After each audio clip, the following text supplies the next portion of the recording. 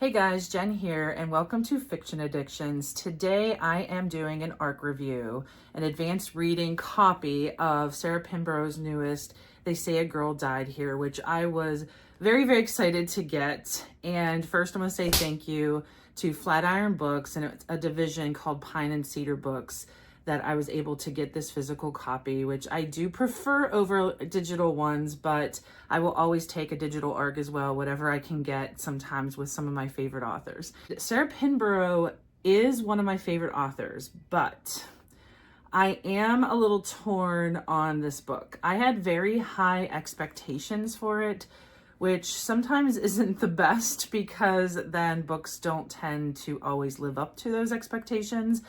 I have read Behind Her Eyes, which was, I think, one of my favorites, but the one I had read last year, I think it might have been 2 years ago, is We Live Here Now. That one was just really good, and it made me think of Sarah Pinborough differently, because when I originally read Behind Her Eyes, she just has some very out there type of like plot twists or things that happen in her books that give you pause. I would say there's an element of that in here, and I was waiting for it because I feel she is known to do that.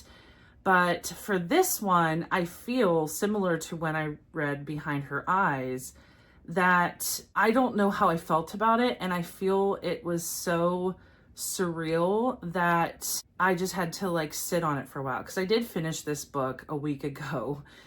And I thought, okay, I'm just going to absorb the information from this book and see how I feel before I start talking about it. But I still feel torn. It's not one that I absolutely loved. It's definitely slower in reading. It's like a slow burn.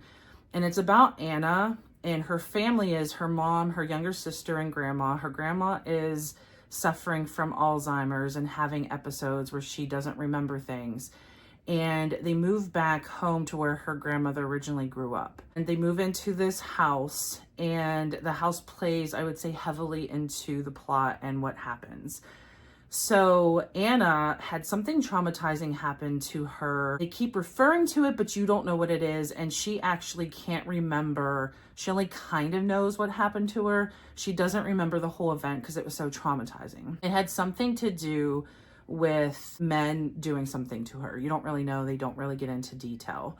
So I don't think necessarily anyone needs a trigger warning for it, because they definitely don't go into detail for it. When they move into this town and she's trying to learn to adapt to this new life, helping take care of her grandmother, and she gets a job at a diner, she tries to make a friend, but she also learns there are two women who had been murdered in this town.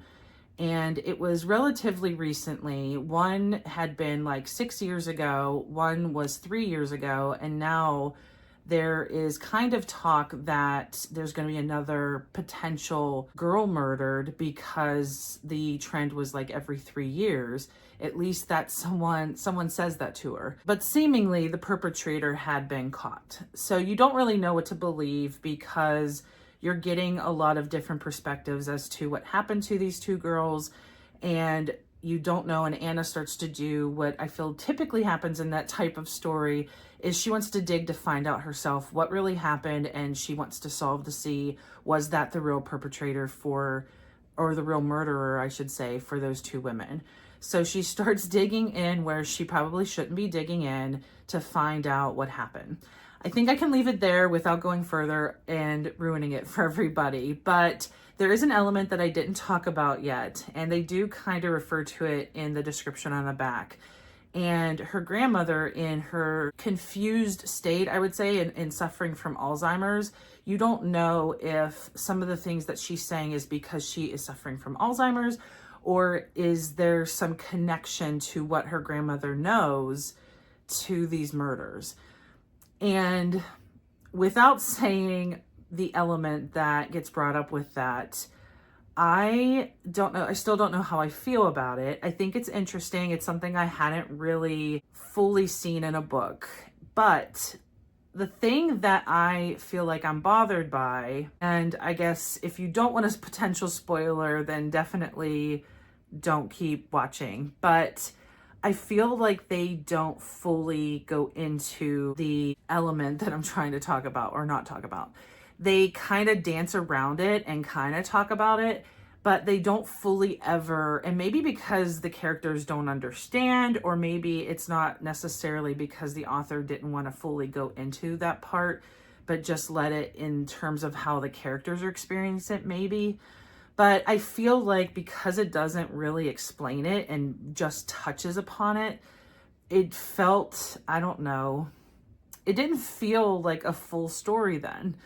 And maybe they're leaving it up to, maybe Sarah's leaving it up to the reader to make our own conclusions, or I don't know. It was just kind of weird how it like danced around is how I read it. And then it finishes the story and there's some questions in my brain, like, what was that? And I don't always like leaving a book like that. Sometimes I like concrete answers. Sometimes I'm okay with things up in the air. I think it always depends on how it was written or maybe my mood at the time. I don't know. But I just wasn't fully feeling this book. I definitely like the one I had done before this, We Live Here Now, for sure. I will definitely be reading Sarah Pinborough in the future though, because she has proven to really do books that the way she writes are just very unique.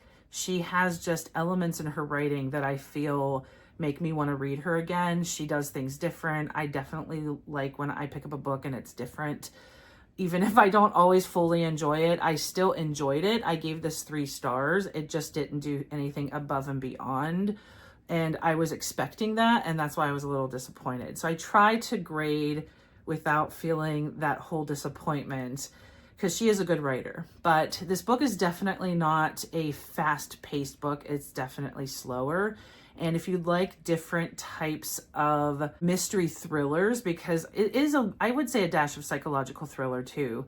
If you like those type of elements and don't mind having like a slower burn, then this is definitely for you. Or if you haven't read Sarah Pinborough at all, I would say to start with We Live Here Now or Behind Her Eyes. But this is also a really good one to dive into and get a taste of how she writes her books, because it definitely feels like a Sarah Pinborough book when you're reading this one.